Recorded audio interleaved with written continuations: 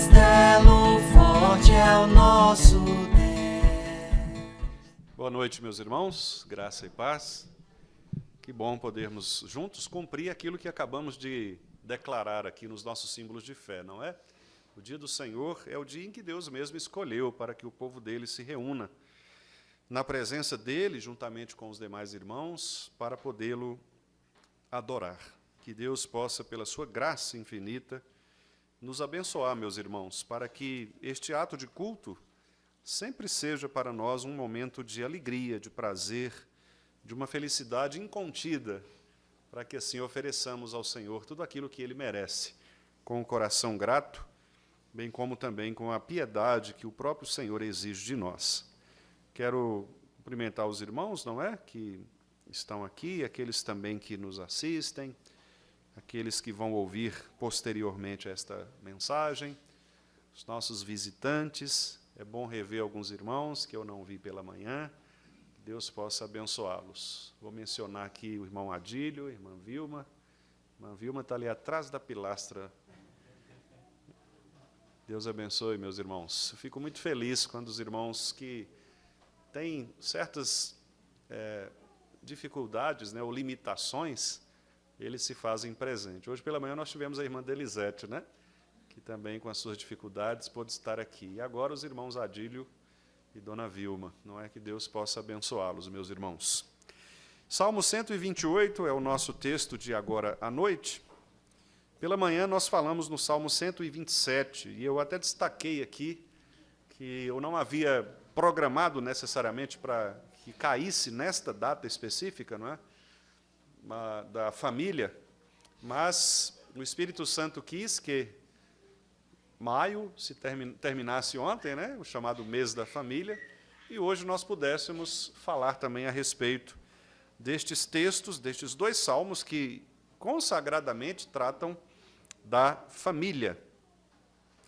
Pela manhã nós tratamos do Salmo 127, um salmo de Salomão, e vimos aqui o quanto Deus ele requer que nós confiemos na sua santa providência, na sua soberania, de modo que nós possamos mesmo entregar os nossos corações com toda a gratidão ao Senhor, de maneira a, dessa forma, nós sabermos que Deus, o nosso bom pastor, é aquele que nos acompanha sempre. E agora à noite, então, meus irmãos, nós vamos falar no Salmo 128, que para alguns comentaristas poderia tranquilamente ser uma sequência do Salmo 127. Embora alguns entendam que o Salmo 128, diferentemente do Salmo 127, não teria sido escrito por Salomão. O Salmo 127 ele é tradicionalmente atribuído a Salomão, enquanto o 128 não há necessariamente uma identificação precisa de sua autoria. Alguns até dizem que talvez tenha sido uma espécie de uma paráfrase, ou seja, é você contar com outras palavras a ideia do Salmo, porque, de fato, o Salmo coincide bastante com o 127. Ele traz também as mesmas perspectivas do Salmo 127, que é o controle soberano de Deus sobre todas as coisas, sobre a família, sobre a sociedade, sobre a igreja, a necessidade de nós confiarmos também na soberania de Deus e também os benefícios que nós recebemos na família, tanto na família biológica, sanguínea, quanto também na família chamada da fé, aquela família de pessoas que não necessariamente são ligadas pelo núcleo biológico, mas elas são ligadas pela salvação em Cristo Jesus, em torno do Deus da aliança. O Salmo 128, então, ele diz assim: bem-aventurado aquele que teme ao Senhor e anda nos seus caminhos. Do trabalho de tuas mãos comerás, feliz serás, e tudo te irá bem. Tua esposa no interior de tua casa será como a videira frutífera, teus filhos como rebentos da oliveira, à roda da tua mesa. Eis como será abençoado o homem que teme ao Senhor. O Senhor te abençoe desde Sião, para que vejas a prosperidade de Jerusalém durante os dias de tua vida. Vejas os filhos de teus filhos, paz sobre Israel. Vamos orar mais uma vez? Senhor, muito obrigado, porque estamos diante de Tua palavra, neste momento, com o objetivo de aprendermos dela lições preciosas a respeito de Ti, bem como também para nós. Te peço, ó Deus, que o Senhor nos ajude na compreensão deste texto e que Ele possa nos instruir e fazer diferença no nosso comportamento diário. Em nome de Jesus eu te peço, amém. Meus irmãos, nós sabemos que a cultura, especialmente a cultura brasileira, a cultura atual na qual nós estamos mergulhados e por ela somos influenciados, é uma cultura que de fato define a felicidade ou a bem-aventurança ou a alegria de uma pessoa muito mais por causa das suas conquistas pessoais. Como eu disse também pela manhã, a felicidade real dos nossos tempos, ela tem muito a ver com uma espécie de conforto emocional, terapêutico, com uma forma de autoajuda. Nunca antes cresceu tanto o marketing em torno dos chamados coachings ou dos influencers, que são aquelas pessoas que pregam diversos conselhos, que ministram cursos, apresentam vários conteúdos de autocuidado e assim por diante. Nós, num simples rolar de dedo nas redes sociais, nós percebemos isso com muita clareza. E o conceito de felicidade, portanto, tem sido muito e quase sempre vinculado a essa ideia de um bem-estar social, de um bem-estar emocional, de um bem-estar pessoal, psíquico. Então, a felicidade tem muito a ver com uma tendência egocentrada de a pessoa por ela mesma buscar a felicidade, encontrar esta felicidade, de modo que uma visão mais teocêntrica, uma visão que remete o sucesso pessoal a uma piedade na relação com Deus, isso tem sido cada vez mais esquecido no nosso contexto. Nós não vemos falar sobre uma bem-aventurança individual por causa da piedade pessoal, por causa de uma unidade com o Senhor. Nós quase sempre não vemos mais falar a respeito de uma bem-aventurança relacionada a um bem-estar comunitário com a Igreja do Senhor. Nós quase sempre não vemos falar de um bem-estar ou de uma bem-aventurança relacionada às bênçãos familiares, mas quase sempre nós vemos falar de um bem-estar ou de uma bem-aventurança ou de uma felicidade fundamentada nas conquistas pessoais, fundamentada muitas vezes na autonomia em relação a certas decisões e a certos modos de viver. Estes salmos, tanto o 127 quanto o 128, nos fazem pensar exatamente a respeito deste tema. Se no Salmo 127 nós somos exortados a confiar no Senhor e a entregar todos os nossos esforços nas mãos de Deus, neste Salmo agora, 128, nós somos também levados a pensar de que maneiras práticas nós podemos nos tornar reflexo de bênçãos, conforme descritas neste Salmo. Como a nossa casa, a nossa família, tanto a família biológica quanto a família eclesiástica, como que as nossas famílias têm manifestado a verdadeira fé no Senhor e o que isso representa tanto para a igreja quanto para também a sociedade. São perguntas muito pertinentes, meus irmãos, que nós devemos fazer, porque, de fato, será que o problema que nós temos visto está na ausência de técnicas, na ausência de profissionais, na ausência de métodos humanos ou na ausência de temor de Deus? Porque o Salmo fala por duas vezes que temer o Senhor é exatamente o caminho para a bem-aventurança. Isso está no versículo 1 e também no versículo 4. Bem-aventurado aquele que usa técnicas de especialistas. Não, bem-aventurado aquele que teme o Senhor. Eis como será abençoado o homem que teme ao Senhor. O temor ao Senhor, portanto, é considerado no Salmo como a medida principal da vitória contra os males, todos eles, contra o pecado, contra o nosso eu interior, contra a nossa autonomia, suposta autonomia, contra nosso desejo de emancipação, contra a nossa busca de uma felicidade num lugar que, de fato, nós nunca iremos encontrar. O pastor Calvino disse certa vez que todo saber, todo conhecimento verdadeiro da vida humana começa sempre com uma reverência prática diante de Deus. Se nós não temos uma reverência prática diante de Deus, se nós não tememos o Senhor, se nós não olharmos para a Escritura para percebermos o que Deus requer de nós, nós estaremos, irmãos, buscando uma felicidade aparente e, pior, uma felicidade enganosa. Nós acabamos de ler aqui, por exemplo, no texto de Esdras, que algumas pessoas ali daquela comunidade estavam caindo no mesmo erro do passado, ou seja, mesmo depois de terem sido libertas da escravidão, algumas delas estavam voltando a ter relacionamentos íntimos com pessoas de outras nações.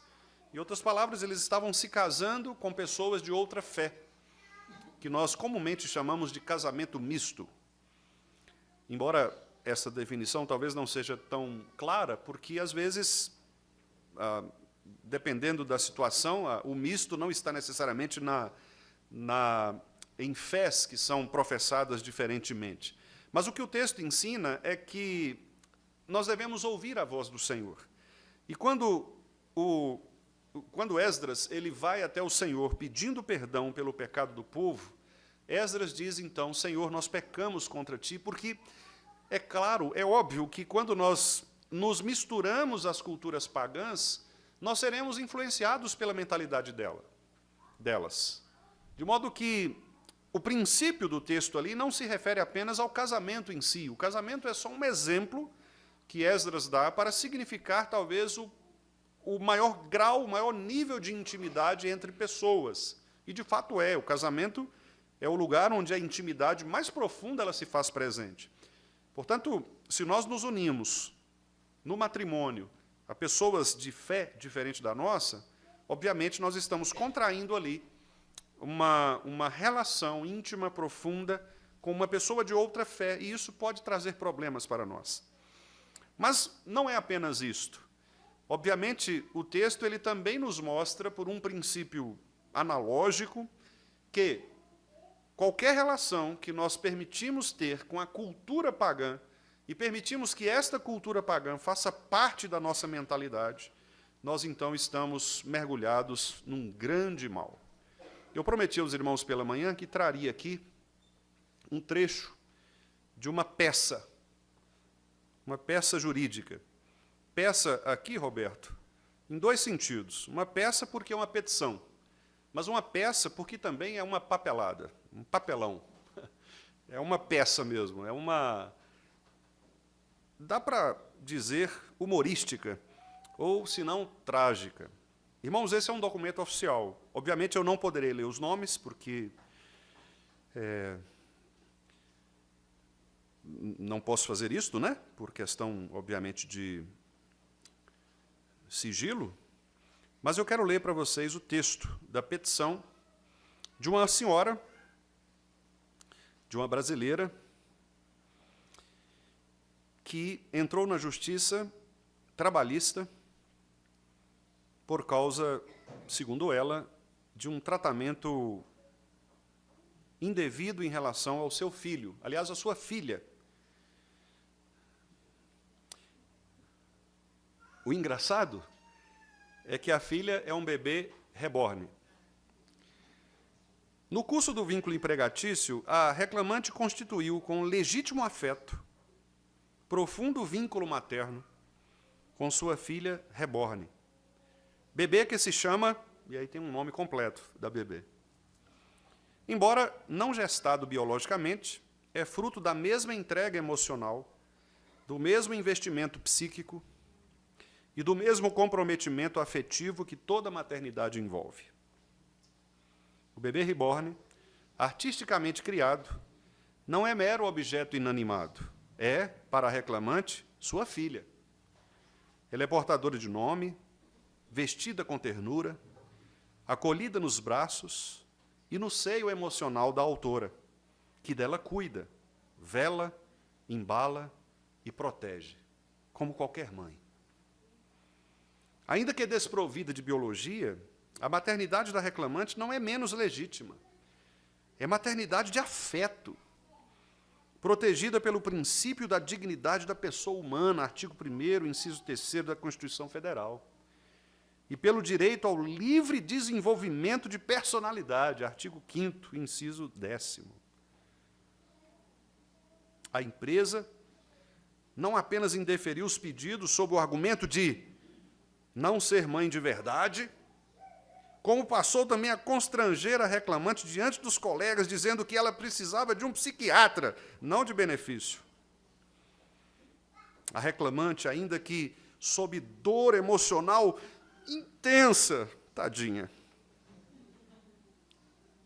seguiu trabalhando, mas seu sofrimento foi agravado pela negativa em reconhecer sua maternidade afetiva, o que culminou em grave abalo à sua saúde mental, à sua dignidade, além de um rompimento definitivo de confiança entre as partes. A maternidade não é apenas biologia, é principalmente afeto, responsabilidade, cuidado. O direito contemporâneo reconhece múltiplas formas de maternidade, inclusive a maternidade socioafetiva, acolhida pela jurisprudência pátria e pelo próprio Estatuto da Criança e do Adolescente. Se a jurisprudência e o ordenamento civil admitem a maternidade afetiva no campo do direito de família, inclusive com efeitos jurídicos concretos, não se pode negar que o ordenamento trabalhista, fundado nos mesmos princípios constitucionais, deva acolher esse mesmo reconhecimento para fins de tutela da mulher em sua função materna. A reclamante cuidou, protegeu, assumiu o papel materno integral em relação ao bebê reborn, enfrentando, inclusive, discriminação social, institucional, por sua condição, que é uma condição real, emocional e digna. Bom, tá bom, né? Eu fiz questão de interpretar. Acho que eu seria um bom advogado, né, Alberto? Dá para fazer um... Olha só, irmãos, que lástima. Que lástima. Tudo por causa de uma cultura que abandona o temor de Deus para se pautar em questões de subjetividade, pensando o ser humano que ele é autônomo em relação a Deus, transgredindo a lei de Deus, adulterando a estrutura familiar criada por Deus. E as pessoas estão cada vez mais loucas, psiquicamente doentes. E o curioso é que nunca antes na história nós tivemos tantas interações terapêuticas como nos dias de hoje. Contudo, parece que quanto mais terapias existem, mais doenças aparecem. Eu tenho a impressão, como pastor, que a resposta está neste salmo. Bem-aventurado o homem que teme ao Senhor. Porque o que significa temer o Senhor? A Bíblia diz que a felicidade não é fruto de uma relação emocional consigo próprio, mas a felicidade é fruto da piedade e da busca reverente, do reconhecimento da autoridade absoluta de Deus, que é, segundo a própria Escritura, lá em Provérbios, capítulo 1, versículo 7, a raiz de toda sabedoria. Provérbios 1, 7. Apenas um versículo, mas nós teríamos muitos outros. Provérbios 1, 7 diz assim, meus irmãos, texto que talvez alguns saibam de cor. Provérbios 1, versículo 7. Diz, o temor do Senhor é o princípio do saber, mas os loucos desprezam a sabedoria e o ensino. Quem são esses loucos? Aquelas pessoas que deixam-se misturar pela cultura pagã, que são influenciadas pelas diversas interpretações humanas, socialmente construídas, e que ignoram os pressupostos da palavra de Deus. São pessoas que separam o domingo dos demais dias da semana e vivem os demais dias da semana como se fossem profissionais e cumprem ali as suas funções profissionais, sem, contudo, se questionarem se aquelas funções profissionais elas estão ou não glorificando o Senhor. O homem piedoso, meus amados irmãos, ele não busca sentir-se bem consigo mesmo, mas ele busca viver em retidão diante do Deus que o redimiu. Eu tenho dito aos irmãos que a palavra bem-aventurado ela é quase sempre mal interpretada entre nós, porque as pessoas pensam que bem-aventurado é uma pessoa somente feliz. Mas a felicidade, ela é passageira, nós sabemos disso. Há pessoas que estão felizes, são felizes em alguns momentos, noutros não. Por isso a bem-aventurança aqui não é uma felicidade apenas. A bem-aventurança é um pacote de benefícios que nós recebemos do Senhor. É como aqueles pacotes de benefícios que você faz quando faz uma assinatura de alguma coisa, quando você ganha algum tipo de prêmio. É um pacote de coisas que você recebe e isto é suficiente para encaminhar você no caminho da verdade. Bem-aventurado aquele que reverencia o Senhor, aquele que compreende que a lei de Deus é perfeita e que restaura a alma.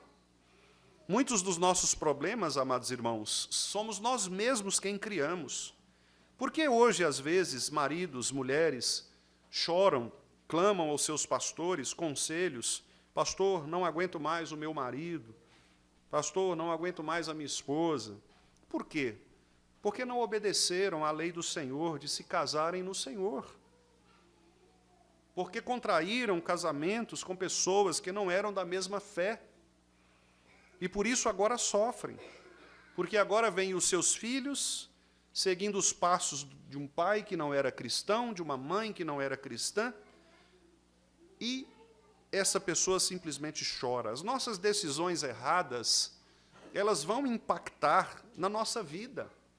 Todas as ideias, elas influenciam nos nossos comportamentos. Então, nós precisamos entender que ou nós tememos a Deus, ou nós seguimos a Escritura, ou nós amamos o Senhor, ou nós, de fato, confiamos no Senhor, ou nós, então, estaremos em grande perigo quando tentarmos ser autônomos em relação à lei de Deus. A lei do Senhor é perfeita e restaura a alma. Por isso é bem-aventurado aquele que reconhece isto e aquele que anda nos seus caminhos, diz o versículo 1. São dois verbos de atitudes presentes, temer e andar. São verbos no presente que apontam exatamente para uma prática contínua. O bem-aventurado é aquele que entende que a graça de Deus ela se faz presente sempre e continuamente. É aquele que anda nos caminhos do Senhor, ou seja, que reconhece a Escritura como o padrão de fé absoluto para a sua vida. É alguém que não fica em cima do muro em relação a temas complexos. É uma pessoa que se posiciona em relação à palavra de Deus. Ela não se deixa influenciar por pensamentos de filósofos ou de quaisquer outros pensadores que subvertem a Escritura Sagrada, que adulteram a verdade do Senhor, que desestruturam a direção estabelecida por Deus. Não. É alguém que se submete piedosamente àquele que é o Senhor de todas as coisas e busca caminhar em retidão nestes caminhos. O Salmo diz que esta pessoa ela é bem-aventurada. E o Salmo menciona como exemplo a família. Então, não somente a família, claro, mas a família é tomada como um exemplo de uma bem-aventurança. Por exemplo, no sustento da família, o texto diz no versículo 2, que do trabalho das tuas mãos, esse homem ele vai comer, ele vai ser feliz e ele vai ser bem-sucedido. Ou seja, um homem que teme ao Senhor, um homem que coloca como principal alvo a busca de obedecer à palavra da verdade, Deus haverá de abençoá-lo no seu trabalho. E como nós falamos pela manhã, não importa se o seu trabalho é um trabalho que te dá retorno milionário, ou se é um trabalho que te dá um retorno pequeno, o que interessa é a sua fidelidade. O que interessa é o seu temor ao Senhor e fazer aquilo que Deus ordena que você faça. Ande nos seus caminhos. Deus promete, meus irmãos, numa declaração de fé impressionante desses irmãos do passado, Deus promete cuidar das nossas obrigações, cuidar do nosso trabalho. Às vezes eu vejo alguns irmãos preocupados, como disse hoje pela manhã, preocupado com os seus trabalhos e muitas vezes buscando até, quem sabe, abandonar certas coisas boas e necessárias por causa do trabalho. E como vimos pela manhã, se não for o Senhor quem edifica, não adianta você levantar de madrugada, você repousar à tarde, não adianta. Porque o Salmo diz que Deus nos dá enquanto nós dormimos, o que significa que o Senhor está conosco sempre. O Senhor está cuidando de nós. Então, o nosso trabalho ele será sempre bem-sucedido. Deus não deixará faltar à mesa do justo o alimento. Aquele que teme o Senhor, aquele que anda conforme a palavra de Deus. Por isso a palavra diz que nunca nós veremos um justo mendigar o pão, porque, de fato, o justo, aquele que anda na presença de Deus, que trabalha com suas próprias mãos, que é honesto nos seus negócios, que não gasta o seu dinheiro com vícios, com pecados, mas que se concentra naquilo que é correto, naquilo que é certo, então esta pessoa será feliz. Tudo irá bem para com ela. Quando nós lemos salmos deste tipo, nós sempre pensamos assim, mas, Senhor, eu tenho sido justo, eu tenho andado nos seus caminhos, e por que as coisas às vezes não vão bem para o meu lado? Sempre nós pensamos isto, porque parece que o Salmo está determinando necessariamente uma vitória, não é um salmo triunfalista, como nós diríamos. Mas, meus irmãos, não é neste sentido que o Salmo traz esse tipo de constatação. Lembre-se de que aqui é um cântico que o povo entoava para louvar a Deus pelo cuidado de Deus para com ele, o povo. Então, o que o Salmo está dizendo é um testemunho claro, visível diante deles, de que aquelas pessoas que de fato temiam o Senhor, ou seja, obedeciam aos seus mandamentos, e andavam nos seus caminhos, ou seja, cumpriam os mandamentos do Senhor, eles eram, sim, bem-sucedidos. Porque eles entendiam que mesmo uma coisa ou outra saindo do caminho, do projeto pessoal daquele indivíduo, eles tinham uma convicção de que Deus estava no controle de todas as coisas. Por isso, o Salmo 127, se o Senhor não edificar a casa, em vão trabalham os que a edificam. Se o Senhor não estiver ao nosso lado, se não for o Senhor o nosso guia, se não for o Senhor o nosso guarda, não adianta nós trabalharmos com afinco, não adiantam os nossos projetos, não adiantam os nossos planejamentos, se não for o Senhor que esteve ao nosso lado, irmãos, nunca teríamos chegado até aqui. Então o Salmo canta com alegria de que Deus estende a sua bênção ao nosso trabalho, em favor do nosso trabalho. E, curiosamente, aqui, agora, no versículo 3 especialmente, a gente percebe o Salmo apontando relações de uma vida cotidiana, com pequenos atos, como, por exemplo, o trabalho do dia a dia, o casamento, a família, os filhos. É como se o Salmo estivesse mostrando para nós uma vida comum no lar. É como se o Salmo estivesse expondo aqui. É como se ele estivesse dizendo, olha para essa família para você ver. Olha que família bonita, o pai, a mãe, os filhos de verdade, não reborns, filhos que amam o Senhor, uma esposa que teme ao Senhor, que anda no caminho do Senhor, por isso ela ama o seu esposo, ela é submissa ao seu esposo, ela cria os seus filhos na admoestação do Senhor. Olha esse pai, um pai que teme ao Senhor, que anda nos caminhos do Senhor, ele é sério, ele não deixa a sua esposa passar necessidades, ele não deixa os seus filhos o envergonharem, ou envergonhar a sua família na frente das pessoas, ele sabe corrigir os seus filhos, ele disciplina. Que maravilha, olha que família. Por que essa família é assim? Porque a bênção do Senhor está sobre ela. Porque bem-aventurado é o homem que teme o Senhor e anda nos seus caminhos. Então o Salmo diz, olha para a família. A esposa desse indivíduo, no interior da sua casa, será como uma videira frutífera. E os filhos desse cara aí, desse indivíduo, serão como rebentos da oliveira ao redor da mesa.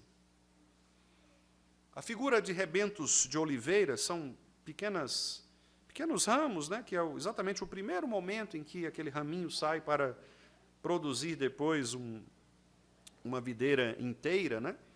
A videira frutífera de uma mulher que já está constituída, porque ela já é frutífera, dá à luz a filhos, etc., são imagens que demonstram alegria, fertilidade, permanência, bênção, contra a visão moderna, contemporânea, que vê a família muitas vezes como obstáculo ao autodesenvolvimento. Quantos pais e mães às vezes dizem, não, eu acho que tá bom essa quantidade de filhos, porque, afinal de contas, eu preciso estudar também, não é, pastor? Eu também preciso trabalhar, eu preciso estudar, eu preciso ter minha vida, não é? Eu preciso também experimentar minha vida. E, às vezes, esta visão moderna, ela tem exatamente contrariado a perspectiva da bênção, da graça de Deus, de demonstrar na vida de um casal, na vida de uma família, esta alegria, esta bênção. Este homem aqui que teme o Senhor, você olha para a casa dele e vê aquela esposa maravilhosa na casa dele, no interior da casa, ajustando as coisas. Olha como é bonito, como é bonito. Nós olharmos para uma família e vermos ali a mãe cuidando dos filhos, a esposa alegre com as suas coisas, limpando ali as suas coisinhas e ajeitando a casa para a chegada do seu marido, dos seus filhos, que às vezes estão estudando, estão fora. Como é bom, como naqueles momentos de jantar, de almoço, os filhos chegam e penduram no pai, penduram na mãe, reúnem todos ali em torno da mesa para falar de coisas agradáveis, contar as experiências. Que maravilha, meus irmãos. Os puritanos do século XVII, que o digam, eles eram amantes desse estilo de vida simples que valorizava a família. Eles não tinham tantas preocupações como nós temos com os negócios deste mundo. Eles pensavam muito nas coisas de Deus. E, curiosamente, muito embora eles não pensassem tanto nas coisas do mundo, Deus usou muitos desses homens para influenciarem o mundo. Porque eles sabiam que, no fundo, uma família estruturada, uma família que teme o Senhor, é uma família que espelha para o mundo a posteridade, a prosperidade e a posteridade, e, de fato, traz benefícios tanto para a igreja quanto para a sociedade. Eis como será abençoado o homem que teme ao Senhor. E por que nos versículos 5 e 6, então, ele encerra mostrando uma prosperidade de uma família para além da família biológica? Claro, porque a felicidade de uma família comum no lar, famílias que se reúnem, a família se reúne a outra se reúne a outra, e assim sucessivamente, famílias que se encontram no espaço comunitário, como este que nós estamos aqui. Se todas as famílias que se encontram são famílias que temem ao Senhor, se todos os maridos que nós temos aqui nesta noite são maridos que temem ao Senhor, se todas as esposas que nós temos aqui nesta noite andam no caminho do Senhor, se todas elas são como videira frutífera no interior de suas casas, se todos os filhos que nós temos aqui são como rebentos da oliveira que se assentam à roda da mesa de seus pais para ouvi-los, significa que nós teremos uma igreja abençoada. Significa que nós teremos uma igreja que caminha de acordo com a palavra do Senhor, uma igreja que teme o Senhor. Mas, como estão as nossas famílias? Como estão os nossos casamentos? Como estão os nossos relacionamentos com os nossos pais? Filhos em relação a pais, pais em relação a filhos, esposos em relação a esposas, esposas em relação aos seus maridos. Como nós estamos vivendo? Quem são aqueles que aconselham a nossa vida comum no lar? De onde nós tiramos os princípios que governam a nossa casa? Qual é a principal voz que nós ouvimos quando os nossos casamentos não estão indo bem? Quem nós ouvimos? A quem nós ouvimos?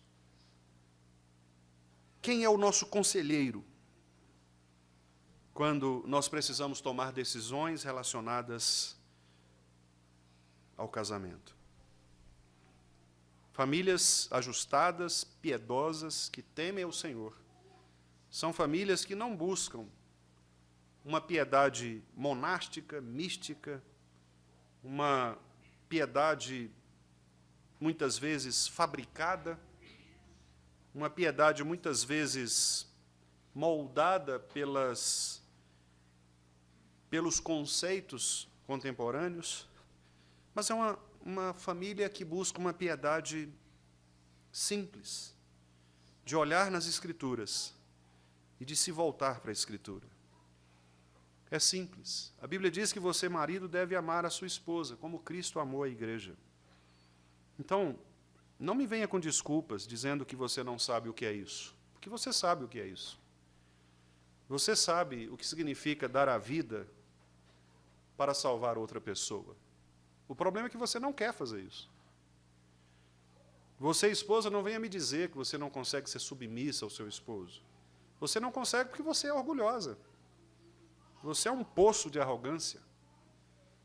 E arrogantes não conseguem mesmo se submeter às pessoas. Quebre o seu orgulho. Ponha a boca no pó. Entenda que Deus colocou o seu marido para ser o seu líder.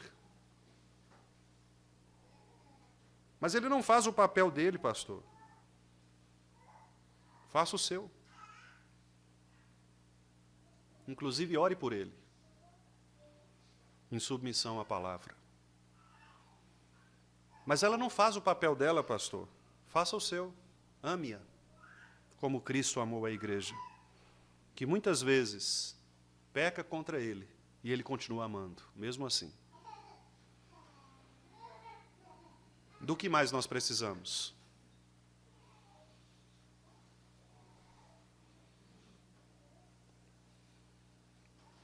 Precisamos de algo mais? Não precisamos. Precisamos apenas voltar os nossos olhos para o Senhor. Precisamos apenas ser obedientes à palavra de Deus. Só isso. Nosso problema, irmãos, não é falta de informação, é falta de obediência.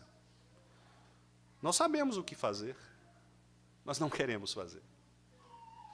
O problema é o nosso coração, não é o que nós temos na cabeça. É o que nós lutamos e relutamos em não fazer no coração. Veja que uma família ajustada, diz o texto, versículos 5 e 6, se é assim, o Deus da aliança vai te abençoar desde Sião. Sião é aquele monte, o alto monte, onde está Jerusalém, a cidade de Deus. As famílias estavam subindo para Jerusalém. Quando elas chegavam em Jerusalém, no topo do monte, elas adoravam o Deus da aliança. Então, essa adoração maravilhosa reverberava agora de volta. Ela descia como óleo que escorre. E para ungir as famílias, a bênção da igreja do Senhor, a bênção de uma igreja ajustada, de famílias ajustadas, de casamentos sérios, de maridos que assumem a sua postura, de esposas que também fazem o mesmo. Famílias assim trazem benefícios para a igreja, para a sociedade. Sim, trazem. E por isso mesmo o Salmo diz, o Senhor te abençoe desde Sião, para que vejas a prosperidade de Jerusalém. Quem é Jerusalém? A igreja. Jerusalém é considerada a igreja do Senhor, o povo de Deus. A igreja, portanto, ela terá prosperidade à medida que nós, enquanto famílias, vivermos de acordo com a palavra do Senhor. E esta bênção, meus irmãos, não durará poucos dias. Diz o texto no versículo 5, última parte, durante os dias de tua vida, o tempo inteiro, você será capaz de ver os seus filhos, os filhos de teus filhos, os seus netos. A igreja será aquela igreja em que você perceberá gerações após gerações, crescendo na graça e no conhecimento do Senhor. Você recebeu a bênção, você é um marido que ama a sua esposa, que cumpre o seu papel dentro de casa, que é aquele que trabalha bastante para não deixar faltar nada à sua esposa, seus filhos. Você é uma esposa amorosa que cuida dos seus filhos, cuida do seu marido, se prepara para recebê-lo, para cuidar dele. Os seus filhos são criados na disciplina e na admoestação do Senhor. E assim vai, e assim Deus abençoa esta família e abençoa outras famílias. E as famílias abençoadas vêm para a igreja e abençoam famílias. E nós vamos começar vendo, então, os filhos dando sua pública profissão de fé, daqui a pouco os netos fazendo a sua pública profissão de fé, e assim sucessivamente, famílias e famílias, uns se casando com os outros, dentro da própria igreja, dentro do corpo de Cristo. É esta a dinâmica que Deus requer para nós. Por isso mesmo, Deus quer que nós pensemos, mais uma vez, onde está a nossa confiança de que Deus, de fato, abençoa as nossas famílias e, com isto, a nossa igreja? Esta é uma pergunta significativa. Paz sobre Israel. O que nós desejamos é que Deus traga, de fato, a paz genuína sobre a igreja de Cristo. E nós não precisamos, irmãos, fazer nada mais além do que confiar na palavra. Eu tenho compartilhado isso com alguns irmãos, e eu, sinceramente, não sei, meus amados irmãos, não sei como que estas gerações futuras, elas lidarão com esta situação.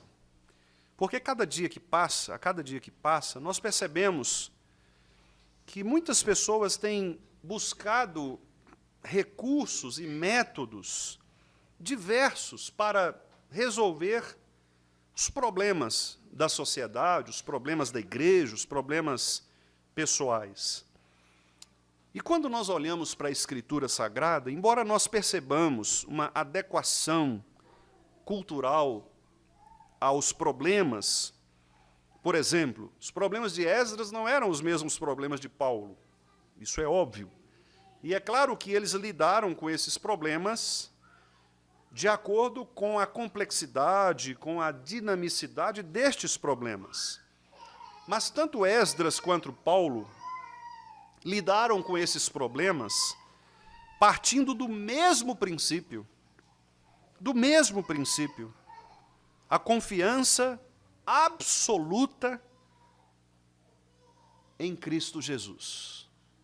Esdras, bem como Paulo, nenhum deles desejou pensar métodos que fossem culturais. Pelo contrário, eles eram radicalmente contraculturais na sociedade em que eles viviam, porque eles criam que a palavra de Deus, por ela mesma, cumprirá o efeito dominante nos corações das pessoas. Ou nós cremos na palavra de Deus, meus amados irmãos, ou nós ficaremos dando murros em pontas de facas, tentando buscar recursos e mais recursos, gastando o nosso dinheiro, jogando o nosso dinheiro fora, quando, na verdade, o nosso problema é a ausência de temor de Deus. Quero encerrar lendo aqui um pequeno trecho em que eu escrevi assim: muitos hoje estão exaustos por acreditarem que só serão felizes se alcançarem autossuficiência, liberdade ou equilíbrio interior. Mas esta é uma escravidão sutil. O salmista nos convida a redescobrir a beleza de andar com Deus, de cultivar a piedade em casa e de viver com os olhos voltados para Sião, o povo de Deus, a igreja. Famílias piedosas são mais relevantes do que carreiras brilhantes. Filhos criados na aliança são mais preciosos do que sucesso pessoal. A paz que o Senhor dá não vem de dentro de nós, mas da comunhão com o próprio Deus. E eu pergunto, você tem buscado felicidade nos caminhos de Deus ou nos atalhos do mundo? Sua família está sendo edificada sobre a palavra de Deus ou sobre os sentimentos do mundo? Você ainda crê que a piedade com contentamento é grande fonte de lucro, como Paulo escreveu a Timóteo, 1 Timóteo 6,6? Será que você tem sido piedoso a ponto de saber que é a piedade que vai trazer para você, de fato, uma vida feliz? Ah, meus irmãos, a teologia da aliança nos mostra que Deus não abençoa apenas indivíduos, bem-aventurado o homem, mas Ele abençoa também famílias, a tua esposa, os teus filhos, e Ele abençoa também igrejas. Paz sobre Israel. Porque estes irmãos, homens, famílias e igrejas, são fiéis como servos que se submetem à vontade do Senhor. Portanto, um crente piedoso, ele não apenas desfruta de bênçãos individuais, mas ele também contribui para o bem da sua comunidade, para o bem das gerações futuras. A minha oração, meus amados irmãos, é que eu mesmo, bem como a minha família, bem como a nossa família da fé, e também cada família aqui representada, que sejamos todos nós abençoados ricamente pelo Senhor, a ponto de pensarmos com piedade de que maneira nossas famílias têm sido bênção e têm caminhado conforme a vontade de Deus. Não negocie estes princípios. Faça um voto a Deus. Cumpra os seus votos de obediência. E você verá que Deus responderá de maneira precisa, porque Ele é fiel à sua palavra. Ele é fiel às suas promessas. Que Ele, então, nos abençoe, queridos irmãos, e que nos guarde de todo o mal. Amém.